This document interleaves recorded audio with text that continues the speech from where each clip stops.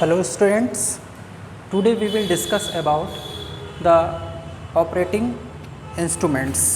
आज हम लोग बात करेंगे शल्य कक्ष यंत्र के बारे में। इसके अंतर्गत हम पढ़ेंगे इलेक्ट्रोकॉटरी के बारे में, सक्शन मशीन के बारे में, ऑपरेटिंग लाइट्स के बारे में, operating microscope, cryo surgery unit और CR इमेज इंटेंसिफायर के बारे में। तो आइए देखते हैं सबसे पहले इलेक्ट्रोकॉटरी के बारे में। इलेक्ट्रोकॉटरी या सर्जरी डाईथर्मी मशीन रक्तस्राव को शीघ्र ही सुगमतापूर्वक पूर्णतः स्तंभन के काम में लाई जाती है। इस यंत्र में ऊतकों को काटने की सुविधा के साथ साथ रक्त को स्कंदित कर रक्तस्राव को नियंत्रित करने की सुविधा भी रहती है। इसमें ऑपरेशन के दौरान रक्तस्राव को प्रभावी रूप से नियंत्रित करने के लिए पैर चलित बटन लगा होता है। कॉटरी मशीन के साथ अनेकों संयोजी तार लगे होते हैं। यह दो प्रकार के होते हैं, यूनिपोलर मशीन और बाइपोलर मशीन। ऑपरेशन के दौरान जो है इलेक्ट्रोकॉटरी मशीन का उपयोग जो है हमको अंगों को काटने के लिए किया जाता है। हम जो है अंगों को काटने के लिए करते हैं। इसमें तीव्र जो है इसमें ऊष्मा का भी प्रवाह होता है, जिसके द्वारा जो है वो अंग जो है जलकर कट जाता है। जलने से ये होता है कि उस अंग के बीच में कटने वाली जो रक्त वाहिनियाँ होती हैं वो भी जलकर सिकुड़ जाती हैं, जिसकी वजह से रक्तस्राव नहीं होता है, जिसके कारण ये रक्त स्तंभक के कारण भी एक तरह से यूज़ होता है। तो ये ब्लेड की अपेक्षा, शार्प ब्लेड की अपेक्षा बहुत अच्छा उपकरण होता है। दूसरा उपकरण है सक्शन मशीन। शल्य कक्ष में चूषक यंत्र एक अति आवश्यक उपकरण है। इसे किसी भी प्रकार की शल्य क्रिया करते समय हमेशा तैयार रखना चाहिए। इस यंत्र के निम्नलिखित भाग होते हैं: suction bottles, suction tube, suction nozzle. Suction machine के बारे में आप लोग जानते ही होंगे। सक्शन मशीन एक ऐसा मशीन होता है जो शरीर में किसी भी एकत्रित तरल को अपनी तरफ खींचने की क्षमता रखता है। इसमें कुछ सक्शन शीशियाँ होती हैं, बॉटल्स होती हैं, जो एक पाइप की सहायता से जुड़ी हुई रहती है। ऑपरेशन के दौरान जो है ग्रेविटी के कारण ऑपरेशन साइट पर बहुत सारे तरल और रक्त का जमाव हो जाता है, जिसको हम हाथ से या किसी और उपकरण से नहीं निकाल सकते। उसको सक्शन मशीन के द्वारा निकाला जाता है। सक्शन मशीन में उत्पन्न होने वाला जो नेगेटिव प्रेशर है वो तरल को अपनी ओर खींच लेता है। तो आसानी से सुगमतापूर्वक जो है वहाँ पर ऑपरेशन साइट में होने वाला जो रक्तस्राव है वो आसानी से खींचकर बाहर निकाल लिया जाता है। तीसरा जो उपकरण है वो है ऑपरेटिंग लाइट्स।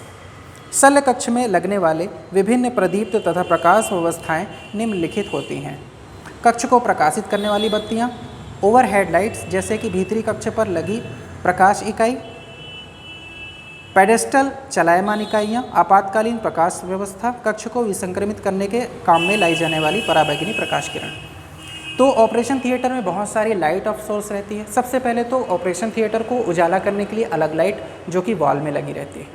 उसके बाद ऑपरेशन साइट में सिर्फ देखने के लिए रूफ पर लगी हुई कुछ लाइट होती है, जिसका सीधा प्रकाश जो है ऑपरेशन साइट पर पड़ता है। ओके, इसके अलावा कुछ अतिरिक्त प्रकाश स्रोत की आवश्यकता हमको जो है इन्वर्टर के रूप में चाहिए होती है। जब कभी लाइट गोल हो जाती है तो ऐसी लाइटें लगी होती हैं जो इन्वर्टर से जुड़ी रहती हैं। लाइट गोल होने पर, लाइट या चले जाने पर, इलेक्ट्रिसिटी चले जाने पर वो अपने आप जल जाती है और ऑपरेशन में किसी प्रकार की बाधा नहीं होती। उसके अलावा एक और लाइट सोर्स होता है जो अल्ट्रावायलेट किरणों का लाइट सोर्स होता है, जिससे जो है ऑपरेशन के अंदर का वातावरण, ऑपरेशन थिएटर के अंदर का वातावरण जो है वो स्वच्छ हो जाता है। उसके बाद है अगला जो हमारा उपकरण है वो है ऑपरेटिंग माइक्रोस्कोप। शल्य क्रिया, सूक्ष्मदर्शी कान, नाक व गले की शल्य चिकित्सा, नेत्र चिकित्सा तथा सूक्ष्म शल्य चिकित्सा के लिए अति आवश्यक यंत्र होता है। ये सौंदर्य शल्य चिकित्सा यानी कि जब जो हम फेशियल सर्जरी या प्लास्टिक सर्जरी करते हैं, प्रक्रियाओं के लिए भी सूक्ष्मदर्शी की आवश्यकता पड़ती है। तो कुछ ऐसे ऑपरेटिंग सूक्ष्मदर्शी होती है जो ऑपरेशन के समय ही हमको उपयोग में लाए जाते हैं। तो पूरी की पूरी प्रक्रिया ऑपरेटिंग जो प्रोसीजर है वो जो है अंडर माइक्रोस्कोप होता है। कुछ बारीक काम जो होते हैं जैसे कि नाक, कान, गले, ENT की जो ऑपरेशन होते हैं वो बिना माइक्रोस्कोप के नहीं किए जाते। साथ ही साथ जो प्लास्टिक सर्जरी है उसको भी हम जो है सीधे माइक्रोस्कोप में देखते हुए हम उस सर्जरी को करते हैं, क्योंकि उसमें बारीक सिलाई का काम होता है, महीन छोटे छोटे अंगों को जोड़ना होता है, महीन छोटे छोटे अंगों की सर्जरी की जाती है, जिसको हम सिर्फ माइक्रोस्कोप से देखकर ही उसका जोड़ना या उसको नेक्रोज टिश्यू को निकालना या किसी भी प्रकार की शल्य क्रिया करते हैं। उसके बाद जो है हमारी अगली instrument cryo surgery unit. Cryosurgery ऊतकों को स्थानीय रूप में जमाने वाला एक विशिष्ट उपकरण है। क्रायोसर्जरी ऊतकों को स्थानीय रूप में जमाने वाला एक विशिष्ट उपकरण है। इस उपकरण द्वारा रोगी ऊतकों को दी जाने वाली अत्यधिक ठंड शरीर के जमे हुए भाग में अंतःकोशिकीय घनास्त्रता तथा परिगलन की स्थिति उत्पन्न कर देता है। ठीक है, तो ये है क्रायोसर्जरी यूनिट। उसके बाद है सी आर्म इमेज इंटेंसिफायर। सी आर्म मशीन इमेज इंटेंसिफायर उपकरण है। इसकी आकृति देखने में अंग्रेजी सी आकार के समान होती है, इसलिए इसे सी आर्म कहते हैं। इसके कई भाग होते हैं, जैसे कि एक्सरे ट्यूब, इमेज इंटेंसिफायर, सी आर्म जो एक्सरे ट्यूब और इमेज इंटेंसिफायर को सीधे रखती है।